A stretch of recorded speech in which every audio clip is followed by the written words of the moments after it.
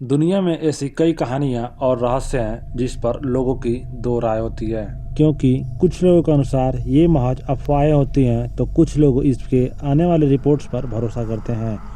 ऐसी ही एक अनसुलझी पहेली है फ्लाइट 513 के बारे में। वर्ष 1989 में टैबलॉयड वीकली वर्ल्ड न्यूज में एक लेख छपा कि ब्राजील के एक एयरपोर्ट पर एक प्लेन लैंड किया है जिसमें 92 स्केलेटन्स पाए गए हैं। तो चलिए जानते हैं इस पूरी घटनाक्रम के बारे में। 14 सितंबर 1954 में पश्चिमी जर्मनी के आचेन एयरपोर्ट पर सब कुछ नॉर्मल था। उसी दिन जर्मनी से ब्राज़ील के पोर्टो एग्रेले एयरपोर्ट के लिए एक फ़्लाइट ने टेक ऑफ किया।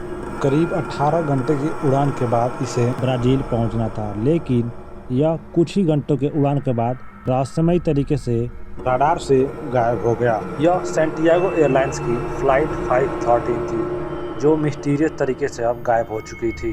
सर्वप्रथम अधिकारियों को यह अंदेशा हुआ कि यह फ्लाइट कुछ समय उड़ान के बाद क्रैश हो चुकी है, जिसकी खोज के लिए जर्मन नेवी और एयरफोर्स ने बहुत सारे अभियान चलाए, लेकिन उन्हें इस कार्य में सफलता नहीं मिल सकी।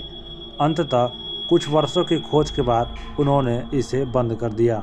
चूँकि लोगों को लगा कि यह फ्लाइट अटलांटिक महासागर के ऊपर से उड़ के जा रहा था, इसलिए उधर ही कहीं क्रैश होकर गायब हो गया होगा।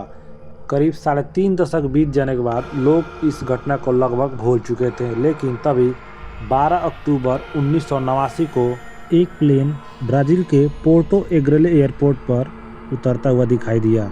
सर्वप्रथम एटीसी के अधिकारियों ने उससे कांटेक्ट करने की कोशिश की, लेकिन उसने कोई भी जवाब नहीं दिया। प्लेन के लैंडिंग के बाद वहां के सुरक्षा कर्मचारियों ने उसकी तलाशी लेने के लिए उसके अंदर गए, लेकिन प्लेन के अंदर मौजूद हालात देखकर उनके रूह तक कांप गई। उन्होंने देखा कि प्लेन के अंदर कोई भी जीवित व्यक्ति नहीं था, बल्कि केवल मानव कंकाल थे।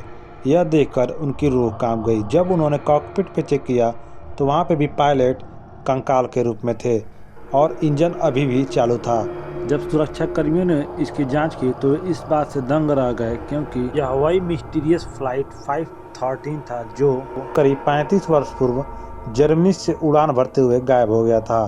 कुछ लोग इस बात को मानते हैं कि इस प्लेन ने टाइम ट्रेवल किया, तो कुछ लोगों के अनुसार यह प्लेन किसी अन्य डायमेंशन में एंट्री कर गया था, लेकिन ज़्यादातर लोग इसे भूतिया घटनाओं से जोड़कर देखते हैं। आपको क्या लगता है, हमें कमेंट सेक्शन में ज़रूर बताएं, और ऐसे ही वीडियोज़ के लिए चैनल को सब्सक्राइब और घंटी को ज़रूर दबाएं।